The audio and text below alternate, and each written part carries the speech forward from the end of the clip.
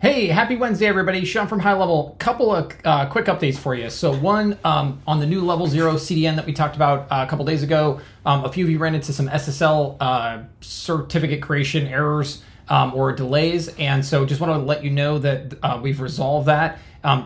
It's still the original timeline. I think it can take up to 30 minutes or something for Google to issue that SSL certificate, as well as put your stuff out to the CDN, so just heads up there. But for those of you who couldn't get it to work at all, you should be good to go. So that's awesome. Second note, kind of hard to show all of these things, but there was a big speed update that got put out yesterday on the actual contacts loading page. So if you're switching between accounts, there should be about a fairly significant speed update there. We actually have a couple more to come, so if it didn't impact you or you're not seeing the change that you wanted, don't worry. We have a couple more updates there. And then I also just wanted to call out a lot of the work that is done on the back end that many of you probably don't see or and maybe can't appreciate, just to show you that we do a lot of work when it comes to trying to make sure the app stays very fast.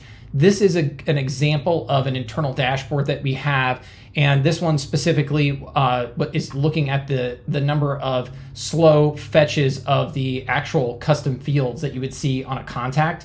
And so if we look at this, 42,373 over the last 30 days. That's a really big number. And so let's take a look at if we look at some of the shorter shorter times, and then I'll show you what we. Okay, so what we did here is we put in a brand new API that basically was designed to make this a lot faster. And so the dev team, after they put this live, they started measuring. So this is the last 30 days, and then they jumped into the last 7 days, and then they jumped into the last 24 hours, and then finally they jumped into the last 14 hours. And so what we can see here is that if we go back to the point where they actually made the release, you can see the count keeps going down and down and down, and then eventually the count actually just disappears.